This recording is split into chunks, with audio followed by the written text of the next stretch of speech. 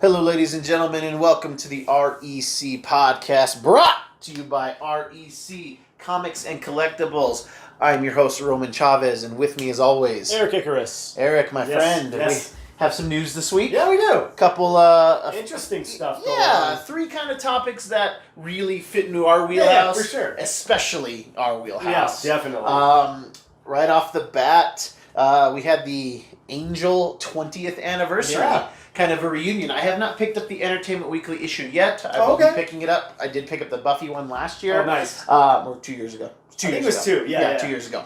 And I can't wait to go and pick this up. They had an almost full reunion of our cast. That's awesome. Of our mainstays. And like I said, I haven't read any of the articles yet, but I'm very excited to thumb through it. I mean, this is a show you introduced me to. Oh, yeah. Yeah. I went through the Buffy. You said, well, let's watch Buffy first. And then, of course, I got introduced to Angel through that show. Yeah. If people don't know, Angel started out on Buffy. Yeah.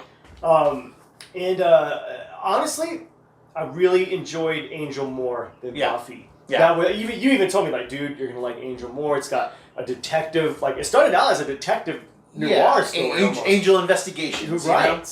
And that's right up my alley. Vampires, noir. Yeah. You're like, come on. That's the Whedonverse vampires are some of my favorite vampire lore. Yeah. Some things taken from existing lore, some things made up. And, it was, for a show that was only 5 seasons, I mean, we care 20 years later about it. And I was so excited to see that cover of Entertainment Weekly with David Boreanaz. With, Amy Acker and James Gunn. Not James Gunn. The guy who played Gunn. Yeah, the guy who played Gunn. August Richards. I don't know why I said James Gunn. That's weird. Was Spike there? Yeah, well, he wasn't on the cover, but he was inside. So they kind of just did like the main Angel crew, because really he only shows up in the last season. And I say when some of the most impactful Angel stuff was done with Spike, in my opinion. True. I love their kind of dynamic back and forth. But it was the main cast. Obviously, Andy Haylett wasn't there because he had passed away. Yeah. But it was so Alexis Denisoff on the cover. Man. So it was cool to see those guys together. And they were all posting on Instagram, like after the issue came out, some behind the scenes stuff, some article stuff that they had talked about, and it was really, really fun to see these guys. And man, still they all look so good. For sure. They're a little thicker in the face, some of the men, but let's do it. Come on, Josh, let's get that Angel movie. Yes, just that. Come on, give me a 2-hour Angel movie. Give it to me. You're not gonna make $150 million. You're not gonna be making Avengers money with this. But you can make. You make some money. Yeah, There's you can make some money out there. Yeah. If you got casual fans like me who will go watch this. Yeah, if you spend $20 million, make an Angel movie, we will go watch it. You'll make $50-60 million easily. Or you could show up on Netflix. I'd be cool with that too. I'd be with that too. Yeah, I'm cool with that. What's your favorite Angel episode? Oh my god! Just real quick. Probably. Some of my favorite stuff was in that final season. Oh, for sure. And I think there are better Angel episodes. However, the episode with the Psycho Slayer is called Damage. Okay. And it was this wonderful episode where into each generation a Slayer is born, and the new Slayer, part of their kind of getting the powers to fight demons, the strength and the speed and the healing, is you get memories from past Slayers. Okay, so it's kind of a built-in DNA mystical log of like, okay, I have memories of fighting this type of creature from a previous Slayer. It's like a way that they're able to pass on knowledge. Oh, that's cool. It really wasn't used enough, I think, in the whole series. I don't remember that, honestly. But that's kind of they have visions of past Slayers. Yeah. Well, at the end of Buffy season 7, Buffy and Willow do a spell that make any potential Slayer. So if you were a Slayer, and usually only women can be Slayers, but if you were a Slayer and you died, the next Slayer gets chosen, gets called basically, like mystically. Okay. Your power leaves you because you're dead.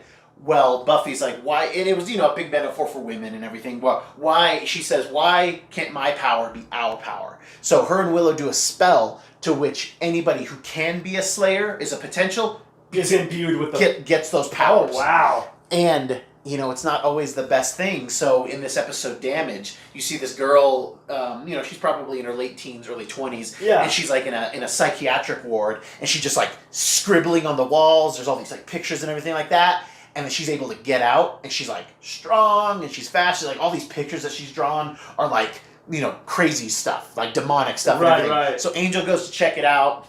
At this point in the show, Spike is there. He's become corporeal. He was like kind of a ghost in the first part of the season. So he's trying to do some good.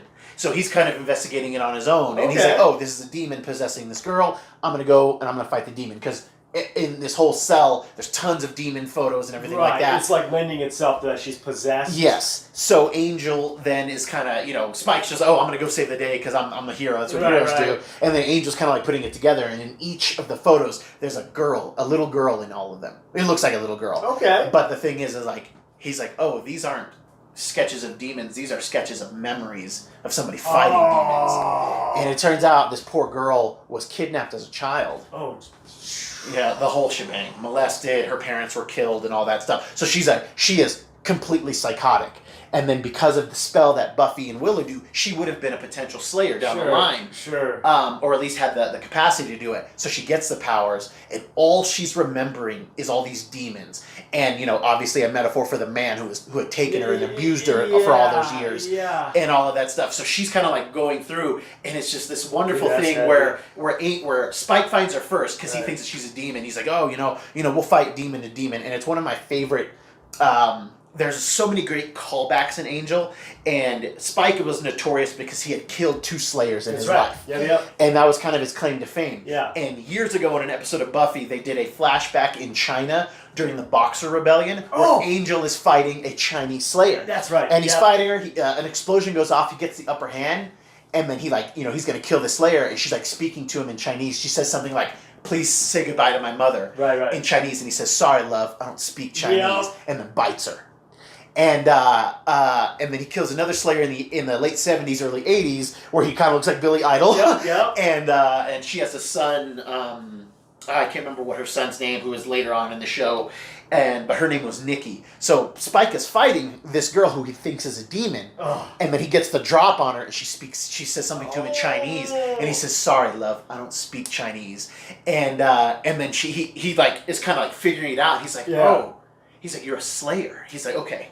And she's like, broken at this moment. She's just like kind of fractured. She's kind of shaking and stepping back. And he's like, look, I can help you. And she just looks at him deadpan. And she goes, William the Bloody. He's like, whoa, no. He's like, you don't want to go there. And it's just this very powerful episode about people who have been abused and people who have been redeemed, people who have learned from their mistakes. And it's one of my all-time favorite episodes of anything.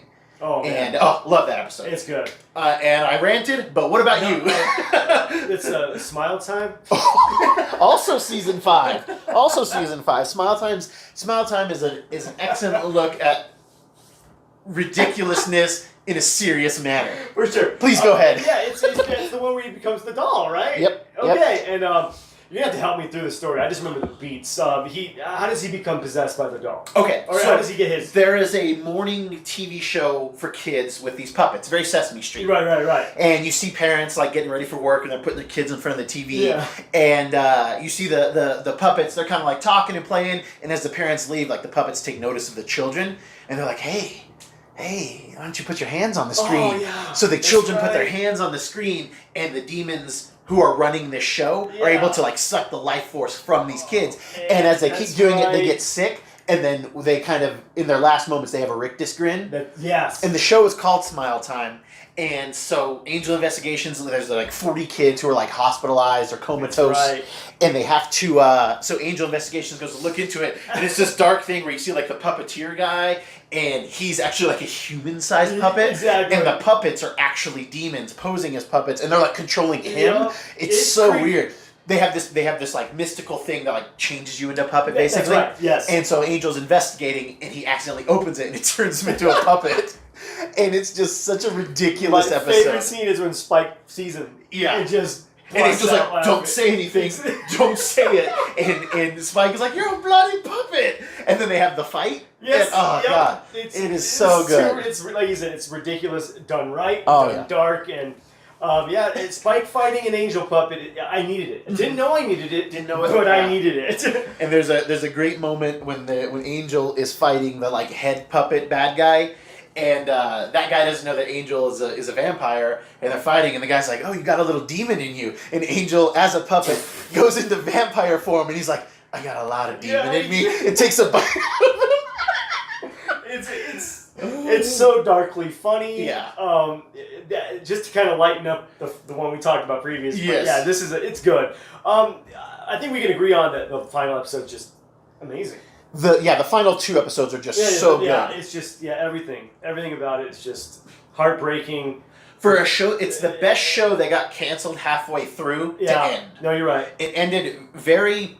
Even though we talked about this in our previous episode about good shows that we thought ended well. Right. Even though they had to rush and wrap things up and they left us on a cliffhanger, it still wrapped it up okay. It left me wanting because I was concerned about my characters.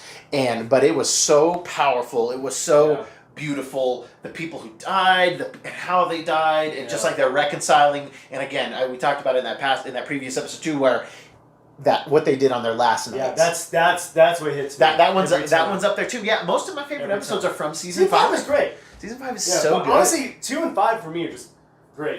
I don't know. I feel like season 2 they kind of started hitting their stride. Yeah. I'm trying to remember what was her name? Was her name Cordelia? Yeah, Cordy. Yeah. Cordy. When is she not on the show anymore? She dies partway. She goes in that coma partway through season 4. 4. Okay. And then she's just kind of a prop piece. Okay. For the. Was it because she just didn't want to? She got pregnant. Oh, okay. Yeah, she got pregnant, and it stinks that they had to write her off that way. Like, I don't know why she wasn't able to come back. I've never researched into that, because remember, she comes back for 1 episode in season 5. That's right. You're welcome. Which I was bawling. That was a good one. That was one of the saddest episodes ever, because it was a great thing where Angel was dealing with being good and evil, working for Wolfram and Hart, and Cordy's in this coma because a demon had possessed her, used her as a gateway to be birthed into this world, which is genius. Yes. And so she was in this like mystical coma. She comes out because some big bad is coming and she needs to help him, and it's like she makes a deal. She's not supposed to come out of the coma. Right. And she comes out. She looks great. She looks amazing. Like pregnancy did her good. She was filled out. Right. She had fake boobs and everything that. Sure. But like she carried her mom weight really, really wonderfully. Yeah. She looked radiant. Yeah. And she helps Angel kind of get back on track. And she had visions in the show. Remember? Yes. And she gives Angel like a kiss and like the last vision, and he's like, you could see like he was so off the track. Yeah. And Cordy like comes out of her coma, like kind of like resets him. Yeah. And like they're having this moment because they always had that like they were going to be together and they never did. Biggest will they won't they? Yes. TV history. Yeah. It's up there with Ross and Rachel. And they like have this kiss, and like the phone is ringing in his office, and he's like, I don't have to get that. She's like, actually, you do. Yeah. And he goes to get the phone, and she goes, and hey, by the way, you're welcome. Yeah. And the camera work is so good that like the camera kind of like pans across Angel while he's picking up the phone, and then he's like, what do you mean? She's right here. And like as it's like panning across him, she was there, and then she's gone. Yeah. And then he picks up the phone. He's like, no, I'm sorry. When did she die? And then it goes to black. Man. Dude, I was in tears. Yeah. I was in tears. That was a rough one. It was such a good episode. It made me so sad. And like Joss and his crew, David Greenwald, all those guys, they just knew how to like just stab you at the right moment. Sure. Oh yeah. They knew how to lull you into that false sense of security and then stab you right in the back. Joss is the king of no one's safe on any of his shows. Nobody's safe. Even the main characters aren't safe. They will kill you a bunch of times. They will kill you. They'll bring you back. Yeah, but they'll kill you. Maybe. They'll kill you. But I if you haven't watched Angel out there, listeners, you gotta watch it. Just go watch it. A lot of the effects don't hold up. It's a little dated, but it's about the storytelling. Yes, the characters are what make it. It has its for low me, it's points. like watching a play. Yes. Sometimes you're not going to get amazing special effects watching a play, No. but it's going to be the story that drives it and the emotions hitting you with. So that for me it's gothic Macbeth. I love it. I love it so much, dude. It hits me like that. Dude. It was such a strong show with strong actors, and it was just one of those things. Great storytelling, great acting, great concept, and I'm bummed that it didn't get its go, but it might not have had as good of an ending if it didn't get canceled when it did. You're right. because you could tell they really put in. They're like, okay, each episode has to almost be a season. We have to make it yes, count. I don't think there was maybe 2 episodes of fat in that season. You're right, and like you maybe. said, like you like to say, it's good fat. Yes, it's the fat you want to choose. Yes, that's yeah. it. Yeah, that's what it is. The fat is it's flavor. So good. I'm good with that. Hell yeah. Oh, I didn't realize I was so caught up in. I haven't even bought the issue yet. I gotta go get it because I'm so excited to read it. Totally. In other news, we have our beloved movie of the year, as far as I'm concerned. Avengers Endgame. Have we brought this up before on the show? What? Endgame, right? Have we ever talked about this? I don't think we've ever talked about I'm just making sure. The Avengers? The Revengers? That's what it is, yeah. Avengers Endgame is going to catch itself a re-release. It's still in theaters, so it's just like an updated release, I guess. They're going for that Avatar Gold. They're trying to take it, I'm good, because Avatar is awful. It's lame, it's terrible. I was never a fan of that movie. Aside from the effects, I don't get what the hubbub was. Yeah. You're basically poaching stories from Dances with Wolves, Alien, Fern Gully.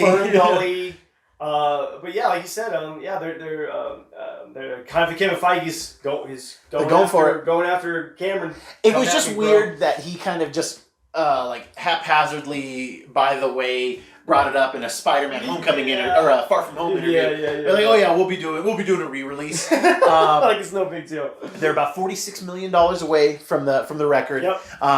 It's not a director's cut. No. It's more of a... from what I understand, it's going to be just the scenes at the end. Yeah. Like I heard there's going to be like a tribute.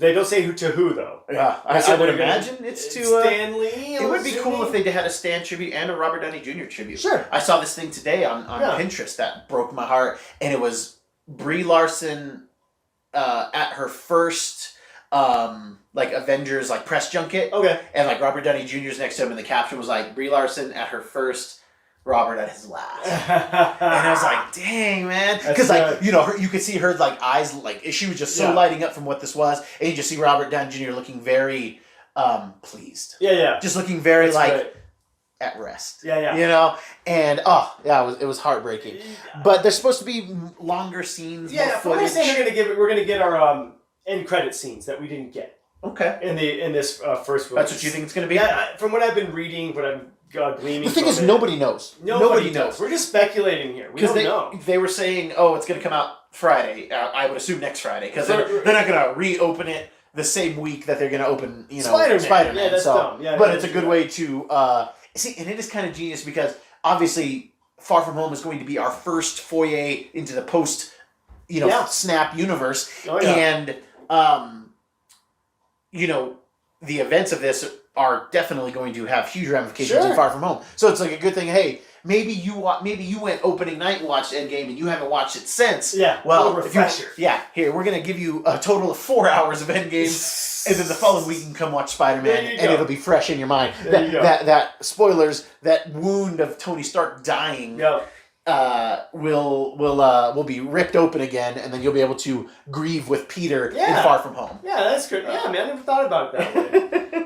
But we don't know. We don't know what's going to be at the tacked on. What do you want to see in there? If you can get more footage, what are you trying to get out of it? I do want that extended opening that we kind of got with Captain Marvel showing up to the Avengers. Avengers compound. Yeah. Just kind of confronting them for the first time. Because there's more there. Yeah. I want to see the dialogue between all of them. Yes, I want to. That end credit scene for Captain Marvel to her getting Tony in space. Yeah. Where's the scene there? Exactly. Give me the scene there. 5 minutes. Granted, we can piece it together in our mind when we watch the movie, but I want to see it. Yeah. I would love to see that. Honestly, they're talking about when Tony does the snap, he goes to where Thanos went in that soul gem, and he's going to see his daughter grown up in the soul gem. And she's going to tell him, you can go. It's okay. You can rest too. Like she was the one that told him that.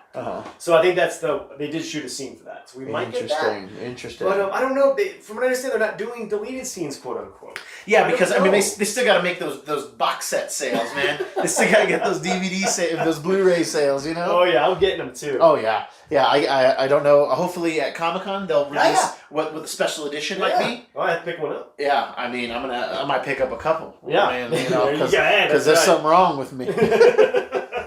But that's all. It's all speculatory, and don't worry, we will we'll be there to watch it. I want to see an extended scene of just Thor just shoving Hostess products into his body, and then it doesn't matter where you come from. Sugar kills, kids. Sugar kills. All right? It kills a god. Yeah. It kill a god. And then kind of the most interesting news that I feel kind of went under the radar in our circles. Yeah. Please set us up, man. Set us up. J.J. Abrams is being tapped, allegedly, to head up the new DC Extended Universe. Yes, and that's... He's tasked to maybe be the Kevin Feige. From what I'm reading.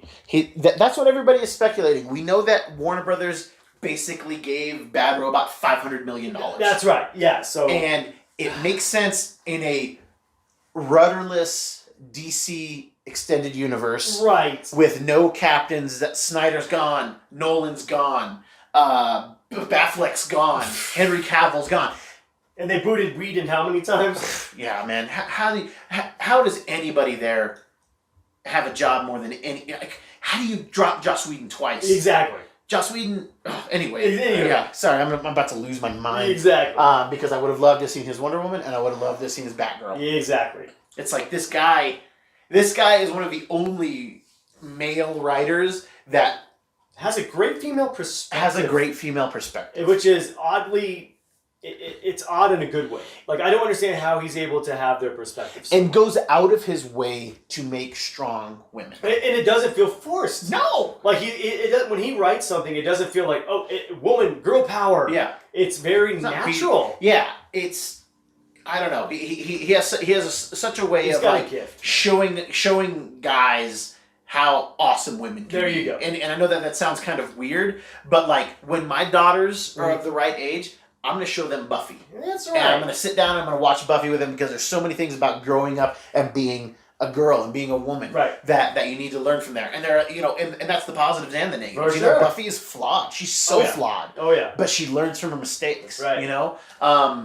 So anyway, back to Abrams. Anyway, J.J. Abrams. Sorry, that's my rant. That's my rant. So J.J. Abrams and his company has been given money to do something for DC or Warner Brothers.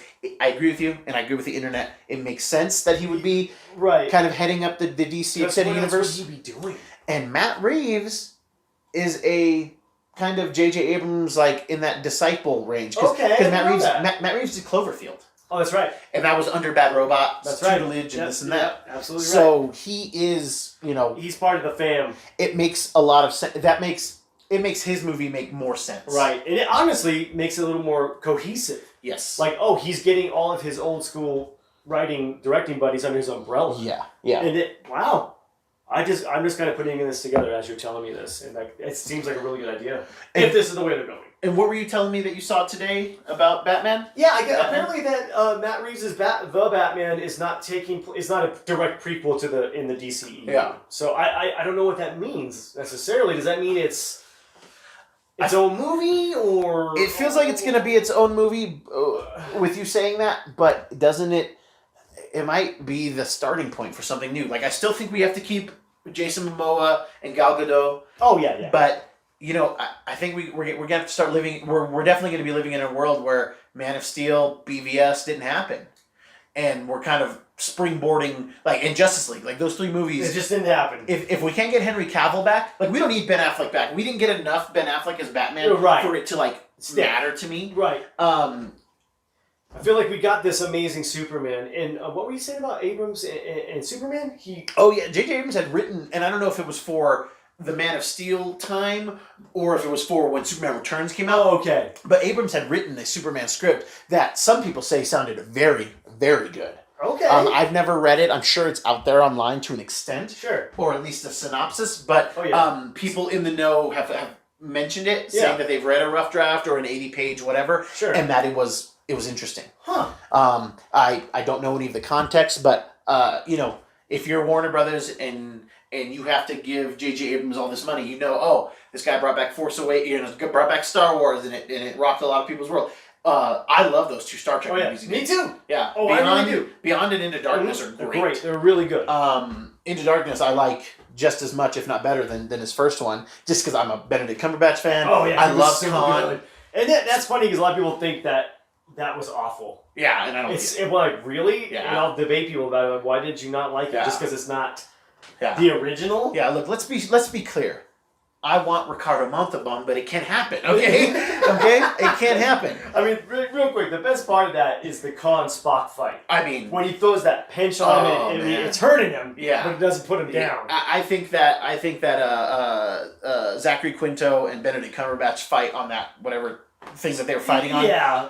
Was awesome. It was so cool. And it was the fight we always wanted. We always wanted to see Spock fight people. Yeah. You know, but by the time he got super popular, they were old. Yeah, all of them were old. Fight. And those old flippin' Kirk fights are garbage. They're funny. They're funny, but they're funny. They're just straight wet garbage, okay? And so it was nice to see that. So I trust J.J. Abrams to... I will watch anything that he's attached to. Me too. His Mission Impossible movies are great. Man, I mean, come so on now. I mean, that robot has... It's very... The stuff they put out is great. It would be interesting, too, because there's always that talk of Tom Cruise playing a Green Lantern or playing somebody in the DC universe. Interesting. And Mission Impossible, we have another J.J. Abrams link there. Right. He can. I think that if this is what they're doing, it's very smart.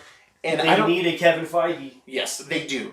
That's the thing. Like Kevin Feige, I worry for his health because this guy's constantly working. I hope he gets a month off a year where he doesn't have to do anything. Don't call him. Nothing. Like he sleeps in he goes into the Odin sleep and just recharges for the year. You know, because we need him. And now Feige's team is helming the TV stuff for DC Plus, Disney Plus. Yeah. So he's got even more on his plate. This guy, he's the hardest working guy in Hollywood as far as I'm concerned. Oh yeah. Him and The Rock. Yeah, for sure. But there was also a side note to that story too that they had offered other people less money to kind of come into that role.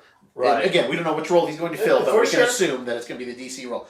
But apparently, him and his wife demanded there was a guy working for Warner Brothers who had been Me Too'd and is just notorious for having women come on boats to audition and stuff like that. And they were like, we don't come if he's still there. Exactly. So that's smart. They said that Warner Brothers fired this dude. I don't know his name, guys. I'm sorry. I want to keep it light on the show. People like that.